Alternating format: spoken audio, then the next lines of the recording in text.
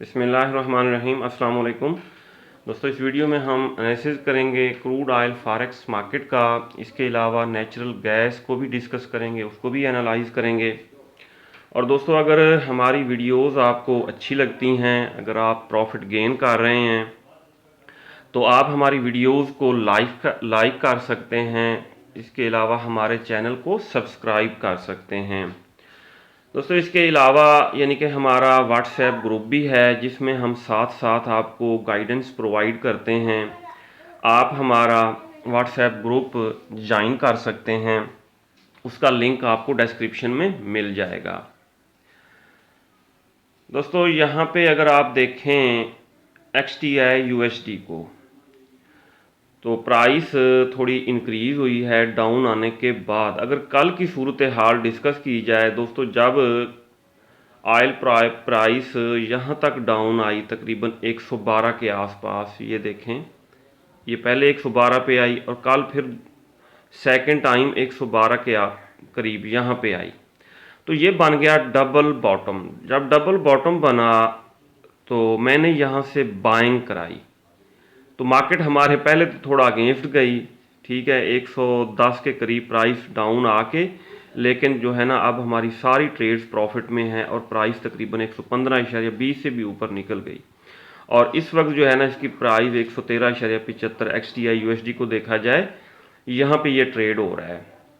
It mean जो हमने trade लगाई थी 112 के आसपास वो प्रॉफिट में है और अब आप क्लोज कर सकते हैं, क्योंकि आज फेड्स पावल की स्पीच है तकरीबन 5:30 बजे, और यानी कि मार्केट किसी तरफ भी जा सकती है। इसके अलावा ऑयल ट्रेडर्स जो हैं उनकी नज़रें, मेरा ख्याल है 21 जून को मीटिंग है ऑयल रिफाइनर्स की, उसके ऊपर भी हैं। पहले न्यूज़ देख लेते हैं, टेक्निकल एनालिसिस की तरफ बाद में आएंगे।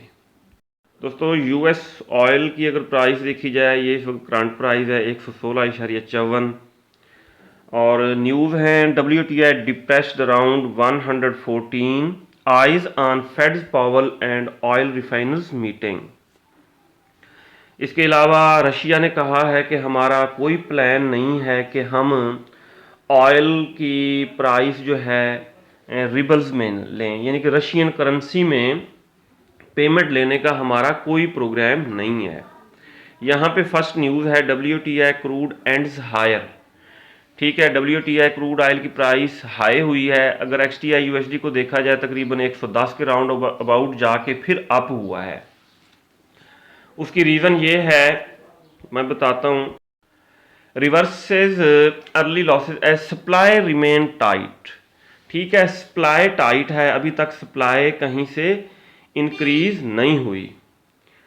दूसरे नंबर पे देखा जाए oil falls, oil prices down आई, ठीक है, तकरीबन 120-21 से 110 तक कल डाउन आई थी। उसकी reason expectation rising interest rate to check demand. Traders ये ख्याल कर रहे थे कि अगर इंटरेस्ट रेट बढ़ा है तो वो डिमांड को कम कर देगा, इसलिए प्राइसेस डाउन आई। अब हम आते हैं चार्ट पे। दोस्तों, M30 टाइम फ्रेम आपके सामने ओपन है और आज मार्केट का पीवट पॉइंट 115.20, ये मार्केट का है पीवट पॉइंट। मार्केट इससे टकरा के यानी कि इसको रिटेस्ट करके डाउन आ चुकी है तकरीबन 113.75-80 के आसपास। आज के दिन हमारी इंट्राडे स्ट्रेटेजी क्या होनी चाहिए दोस्तों? पहली स्ट्रेटेजी तो ये है कि हमने करनी है बाइंग आज, सही है, बाइंग ऐसे ही नहीं करनी। पहले नंबर पे प्राइस जब 100 तकरीबन 12.15 इसको रिटेस्ट करके अप होने लगे, आप बाइंग कर सकते हैं। और फर्दर कल वाले लेवल पे अगर प्राइस यहाँ पे आ जाती है तो ये ज़्यादा सेफ बाइंग होगी। ये लेवल बनता है तकरीबन 110.60, इस लेवल से भी आप बाइंग कर सकते हैं। फर्दर अगर ये पीवट पॉइंट जो है इसके ऊपर बुलिश कैंडल क्लोज हो जाती है तब आप अपनी बाइंग को होल्ड कर सकते हैं 118 और 119 तक। अगर इंडिकेटर्स को देखा जाए तो पहले प्राइस डाउन आएगी। ये देखें, इंडिकेटर्स टॉप पे जाने के बाद डाउन आ रहे हैं। ठीक है, ये डाउन आएंगे, पहले प्राइस डाउन आ सकती है। और यहाँ पे भी देखें, ये सेल का सिग्नल बना हुआ है, ये आपको नज़र आ रहा है सेल का सिग्नल। ये डॉजी टाइप कैंडल बनी है, फिर इसके नीचे दो रेड कैंडल्स बनी हैं। लेकिन अभी तक मार्केट जो है 113.75 ये सपोर्ट है, इसको ब्रेक करने में कामयाब नहीं हुई। अगर ये सपोर्ट ब्रेक नहीं होती तो यहाँ से भी बाइंग की जा सकती है 113.75 से। और फर्स्ट टीपी आप रख सकते हैं, पहले तो ये पीवट पॉइंट 115.20 और सेकंड जो है 118 तक होल्ड किया जा सकता है ट्रेड को। और अगर मार्केट इस सपोर्ट को 113.75 की सपोर्ट को ब्रेक करके डाउन आ जाती है तो नेक्स्ट बाइंग हम यहाँ से करेंगे 112.15 से। और जिन दोस्तों ने यहाँ पे बाई की ट्रेड्स लगाई हुई हैं और प्रॉफिट में चल रही हैं, उनको चाहिए कि वो होल्ड करें, वो उनको क्लोज ना करें, ठीक है, क्योंकि प्राइस ने दोबारा तकरीबन 119 तक अप जाना है। यहाँ जो है मैंने कुछ ट्रेड्स लगाई थी इस एरिया में तकरीबन 110.60 के आसपास, ठीक है, बाकी क्लोज कर दी, सिर्फ एक बचा ली। आप भी ऐसे ही करें, बाकी जो है प्रॉफिट में क्लोज कर दें, सिर्फ एक ट्रेड को होल्ड रखें जो यहाँ पे आपकी ट्रेड बाई की कामयाब हो गई है, और उसको होल्ड करें 119 तक। अगर फर्दर ट्रेड लगाना चाहते हैं या आपने अभी तक ट्रेड नहीं लगाई तो ये दो लेवल्स हैं, 113.75 यहाँ से भी आप बाइंग करेंगे और 112.15 यहाँ से भी आप बाइंग करेंगे।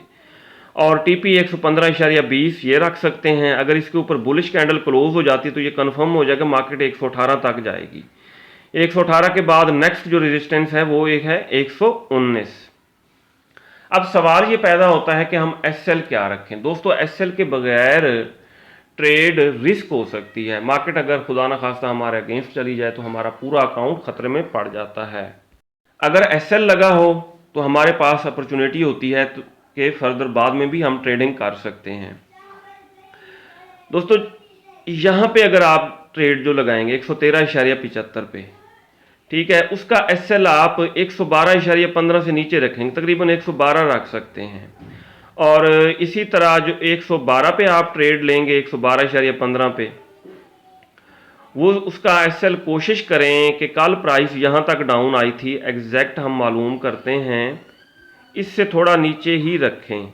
कल यहाँ तक प्राइस डाउन आई थी 110.28, तो इसका एसएल तकरीबन 110.20 रख सकते हैं। 112.15 वाली का एसएल थोड़े बड़े हैं, इसमें थोड़ी यानी कि मूवमेंट ज़्यादा होती है। अगर हम छोटा एसएल रखें तो वो हिट होने का ख़तरा होता है। जैसा कि कल हमने 112 के आसपास बाई की ट्रेड ली, अगर टाइट हमारा एसएल होता तो वो हिट हो जाता, ठीक है, एसएल थोड़ा बड़ा कर लिया, मार्केट हमारे अगेंस्ट भी गई लेकिन दोबारा प्रॉफिट में आ गई हमारी ट्रेड्स।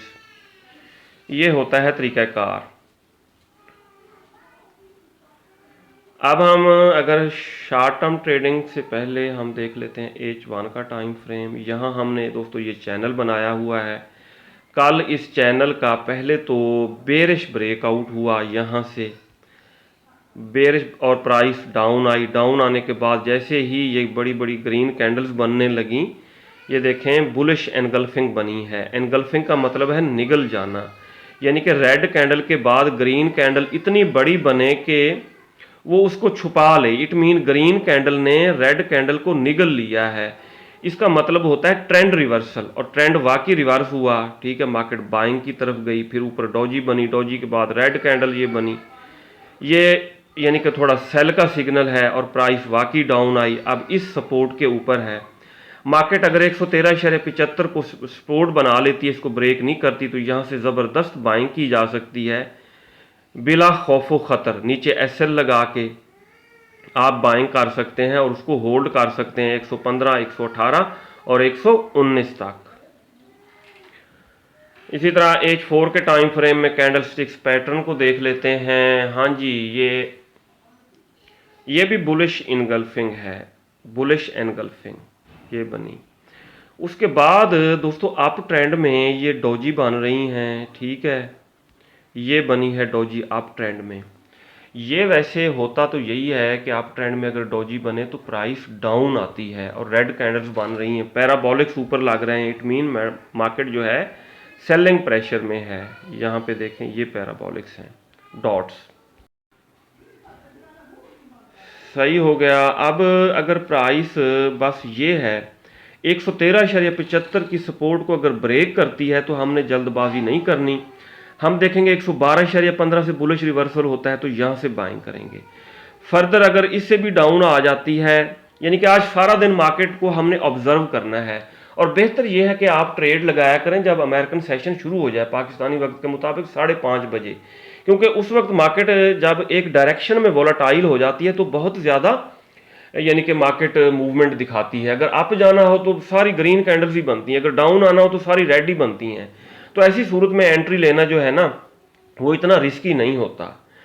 ठीक है, आज सारा दिन हमने मार्केट को ऑब्जर्व करना है, देखना है। अगर ये सपोर्ट ब्रेक होती है तो नेक्स्ट सपोर्ट 112.15 वाली है, और उसके बाद ये लेवल है जब जो कल यानी कि मार्केट ने टेस्ट किया था 110 मेरा ख्याल ये 50 बनता है, ये लेवल जहां से बुलिश रिवर्सल हो, यानी कि ये कंफर्म है कि मार्केट ने जाना रिवर्स अप ही है, वहां पे हम बाय की ट्रेड लगाएंगे। अगर ये कल वाला देखें, कल वाली प्राइस, हाँ जी 110.28 तक मार्केट डाउन आई थी।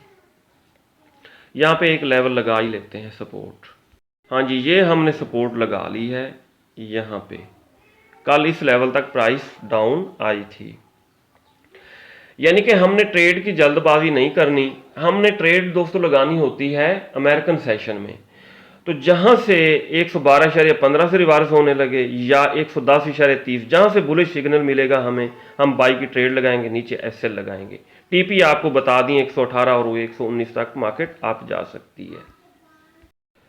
इसी तरह अगर शॉर्ट टर्म ट्रेडिंग को देखा जाए, शॉर्ट टर्म ट्रेडिंग के लिए D1 का टाइम फ्रेम देखा जाता है तो प्राइस 134 और 44 तक जाने के अभी तक चांसेस हैं। इसी तरह मीडियम और लॉन्ग टर्म ट्रेडिंग को देखा जाए तो प्राइसेस 144 के बाद 154 तक भी अप जा सकती हैं।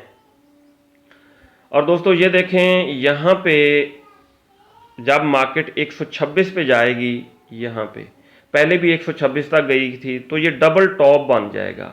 यहाँ से चांस हो जाएंगे अगर मार्केट डाउन आती है, नेक लाइन को ब्रेक करती है, नेक लाइन है तकरीबन 103.2, फिर प्राइसेस काफ़ी डाउन आ सकती हैं, तकरीबन 76 तक डाउन आ सकती हैं। दोस्तों अब हम डिस्कस कर लेते हैं नेचुरल गैस को, XNG USD। सबसे पहले 30 मिनट टाइम फ्रेम देखेंगे। जी दोस्तों, हमारी फोरकास्ट बिल्कुल करेक्ट साबित हुई। हमने ये फिबोनाची का लेवल लगा के चेक किया था जब मार्केट क्रैश होके यहाँ तक 7.3 तक डाउन आई थी, यानी कि ये कहाँ से क्रैश हुई थी, 8 से क्रैश हुई थी। मैं दोबारा आपको दिखाता हूँ, ये H4 के टाइम फ्रेम, ये देखें, ये 8.5 से क्रैश होके 7.0 तक डाउन आई थी।